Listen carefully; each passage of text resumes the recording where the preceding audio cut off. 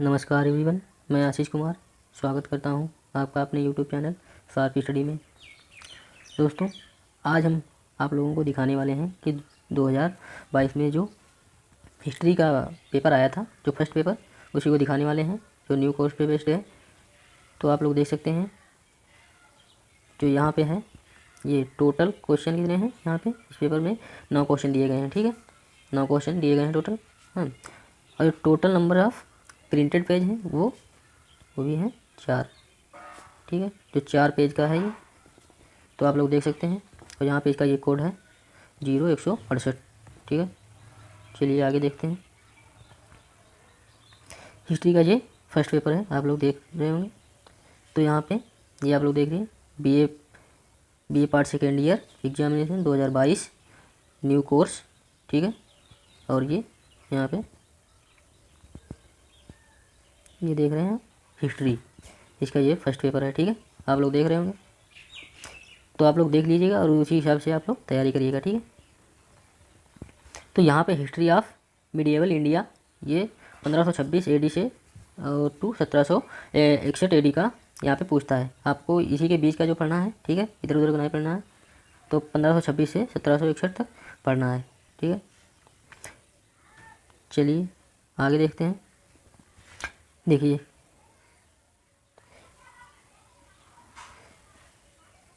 यहाँ पे जो पेपर होगा वो आपका 3 घंटे का होगा, ये आप टाइम देख रहे होंगे। ठीक है, और मैक्सिमम मार्क है जो 50 नंबर का पेपर होगा आपका। ठीक है, आगे देखिएगा, ये यहाँ पे लिखा है सभी खंडों से निर्देशानुसार प्रश्न के उत्तर दीजिए।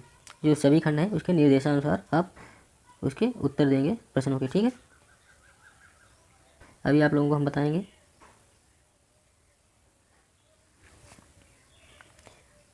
आप यहाँ पे देख रहे होंगे, अभ्यर्थी सभी प्रश्नों के उत्तर क्रमानुसार लिखें। यदि किसी भी प्रश्न के कई भाग हों तो उनके उत्तर एक ही तरातम्य में लिखें। एक ही तरातम्य का मतलब है कि आप लोग जिसके जैसे कोई भी क्वेश्चन का सेक्शन ए है, जैसे इसमें क्वेश्चन नंबर ए होगा और उसके ए बी सी डी ऐसे खंड दिए होंगे प्रश्नों के, तो आपको A B C D serial से ही लिखना है, ना कि ये बी वाला उठा के ऊपर लिख दिया, सी वाला नीचे। तो इस प्रकार से वो मतलब वो नहीं मांग रहा है। ठीक है, आप सीरियल से मांग रहा है लिखने को।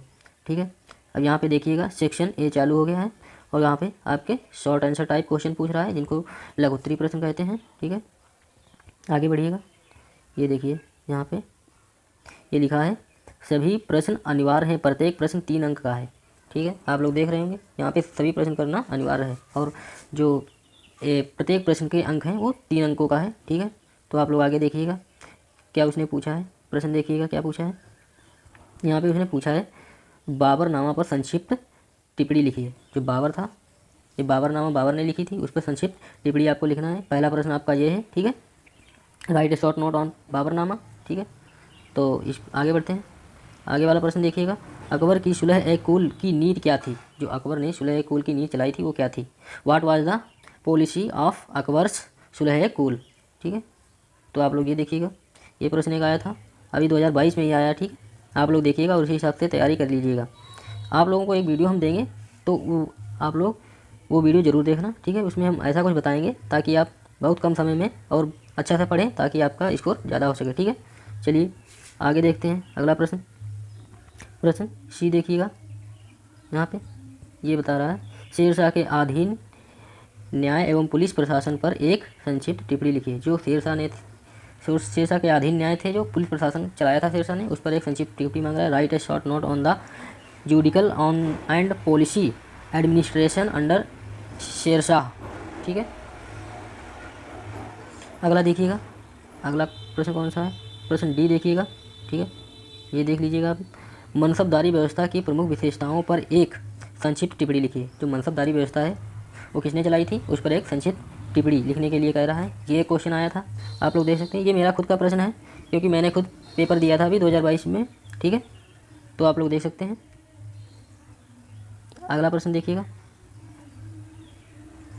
जहांगीर द्वारा जारी किए गए 12 अध्यादेश कौन से थे। जो जहांगीर ने 12 अध्यादेश जारी किए थे वो कौन से थे, आप लोग बताएंगे यहाँ पे। ठीक है, अगला प्रश्न देखिएगा, और ये खंड सेक्शन ए का अंतिम प्रश्न है। ठीक है, आप इसको देखिएगा, चौथ और सरदेशमुखी पर संक्षिप्त टिप्पणी लिखिए। ठीक है, ये चौथ और सरदेशमुख कौन थे, इन पर संक्षिप्त टिप्पणी मांग रहा है। ठीक है, अब सेक्शन बी में देखिएगा आप लोग, जो सेक्शन बी है आपका, ठीक है, जो सेक्शन बी है आप लोग इसको देखिएगा। इसमें क्या है, इसमें सब दीर्घ उत्तरीय प्रश्न दिए गए, लॉन्ग आंसर टाइप क्वेश्चन, ठीक है। तो इसमें भी बता रहा है किन्हीं दो प्रश्नों के उत्तर दीजिए और प्रत्येक प्रश्न, किन्हीं दो प्रश्नों के उत्तर दीजिए और प्रत्येक प्रश्न 8 अंकों का है, ठीक है।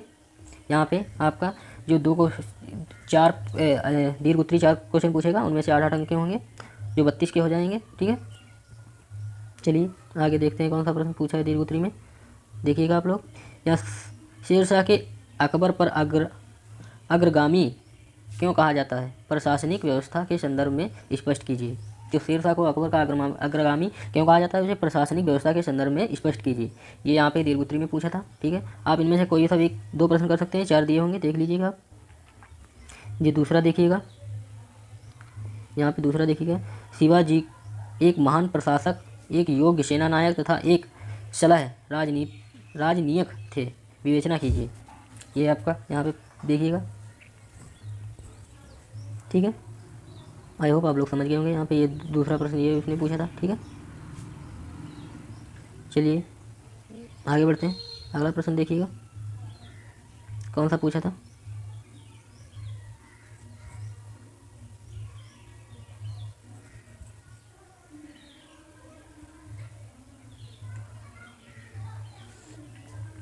यहाँ पे देखिएगा कौन सा प्रश्न पूछा है, औरंगजेब के समय में मुगल सिख संबंधों की विवेचना कीजिए। ये औरंगजेब के समय जो मुगल सिख संबंधों की विवेचना कीजिए कह रहा है, ठीक है।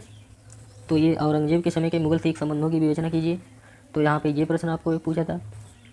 अगला प्रश्न पूछा था वो ये था, ये देखिएगा आप लोग, ये देखिएगा, मुगल साम्राज्य के विघटन एवं पतन के कारणों का उल्लेख कीजिए। जो मुगल साम्राज्य था उसके विघटन और पतन के कारणों का उल्लेख कीजिए, ये भी पूछा था यहाँ पे, ठीक है। तो अगला देखिएगा प्रश्न, ये सेक्शन सी सा चालू हो गया। इसमें भी दीर्घ उत्तरीय पूछता है, इसमें भी 2 प्रश्न आपको करने होते हैं, ठीक है।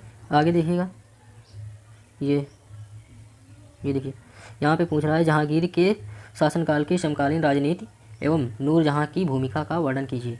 जो जहांगीर की अपनी नूरजहाँ थी उसकी मतलब भूमिका का वर्णन कर रहा है। तो आप लोग अच्छे से देख लीजिएगा और इसका मतलब वीडियो आप लोग डाउनलोड करके रख लीजिएगा ताकि आप लोगों को आगे हेल्प मिल सके, ठीक है। चलिए आगे देखिएगा, 17वीं शताब्दी के उत्तरार्ध में मुगल साम्राज्य के विरुद्ध विद्रोह के प्रमुख कारण आर्थिक थे ना कि धार्मिक, चर्चा कीजिए। जो आर्थिक कारण थे उनकी चर्चा कीजिए, ठीक है। 17वीं शताब्दी के उत्तरार्ध में मुगल साम्राज्य के विरुद्ध विद्रोहियों के प्रमुख कारण आर्थिक थे ना कि धार्मिक, चर्चा कीजिए। मतलब ये कैसे थे। अगला देखिए, ये पूछा है नादिर शाह के आक्रमण के क्या परिणाम थे। जो नादिर शाह ने आक्रमण किया था उसके क्या परिणाम थे वो पूछ रहा है यहाँ पे। चलिए आगे देखिएगा, और ये क्वेश्चन हमारा आखिरी क्वेश्चन है पेपर का। तो ये है औरंगजेब के धार्मिक नीति की आलोचनात्मक समीक्षा कीजिए। जो औरंगजेब था उसकी धार्मिक नीति की आलोचनात्मक समीक्षा कीजिए, ये प्रश्न कह रहा है, ठीक है। तो आई होप आप लोग समझ गए होंगे। Thanks for watching.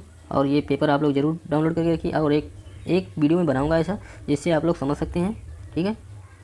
उसमें आप देखिएगा और उससे बहुत ही आपको हेल्प मिलेगी और बहुत कम समय में आप पेपर में अच्छा कर पाएंगे, ठीक है। Thanks for watching.